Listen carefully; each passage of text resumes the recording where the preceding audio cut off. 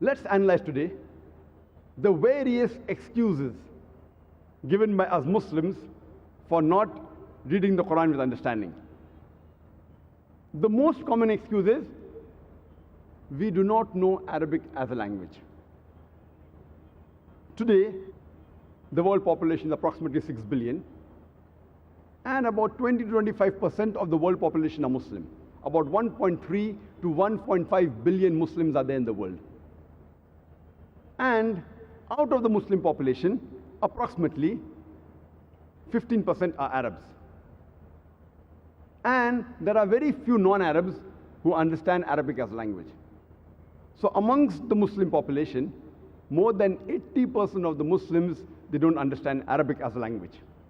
So the most common excuse that we Muslims have not to read the Quran with understanding is we do not know Arabic as a language. When a human being is born, he does not know any language. The child, he initially learns the mother tongue so that he can converse with the family members. Later on, he may learn the language of the society so that he could communicate with the people around him. He may learn the language in which he is educated. Almost all the human beings, they at least know 2 or 3 different languages. Some know 3 to 5 languages. Some are linguists. But most of the human beings, almost all, they at least know 2 to 3 different languages. Isn't it a requirement that we should know the language in which our Creator Allah subhanahu wa ta'ala has revealed His last and final message, the glorious Quran? Isn't it a must that we Muslims should learn Arabic as a language to understand the Quran? I know that it is much easier for a person to learn a language during childhood. But age is never a barrier to prevent any human being from doing any good work. And that reminds me of the example of Dr. Maurice Bucaille. Many of you may be aware that Dr. Maurice Bucaille was a very famous surgeon and scientist who was given the French Academy Award in Medicine. And Dr. Maurice Bucaille, he was selected for doing research on the mummy of Manapta. That is, the mummy of the body of Pharaoh who was there at the time of Moses, peace be upon him, which is mentioned in the Bible.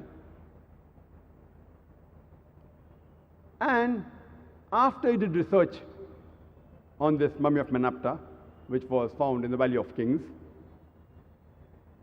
he being a Christian, he was aware of the background mention of Moses, peace be upon him, in the Bible. And he was aware that the Pharaoh at the time of Moses, peace be upon him, when he followed Moses, peace be upon him, when he parted the sea, and when he followed him, the sea again came back to normal, and the Pharaoh had drowned. But when he went to Saudi Arabia, there he learned that the Muslims told him that the Quran already mentions in Surah Yunus, chapter number 10, verse number 92, that Allah says, "We shall save the body of the Pharaoh as a sign for posterity." Dr. Maurice Bucaille, he was shocked that how does this book, the glorious Quran, 1400 years back, says that Almighty God will save the body of Pharaoh as a sign for posterity, as a sign for humankind. And this is not mentioned in the Bible. So that instigated him to read the translation of the Quran. And after he read the translation of the Quran, he was so much inspired that he wanted to understand the Quran better. So at the age of 50, he learned Arabic as a language to understand the Quran better. Imagine a non-Muslim, a Christian. To understand the Quran better, he learns Arabic as a language. And after he does research, he says that The scientific points mentioned in the Quran are in perfect conformity with what modern science has discovered. And unfortunately, there are many things in the Bible which do not conform with modern science. And after doing further research, he writes a book, The Bible, the Quran and Science, which became very famous. The point to be noted here is, imagine a person of the age of 50 being a non-Muslim, being a Christian. To understand the Quran better, he learns Arabic as a language. So we Muslims, the best excuse we have is that we don't know Arabic as a language. I do not expect every Muslim to be as enthusiastic as Dr. Maurice Bucaille,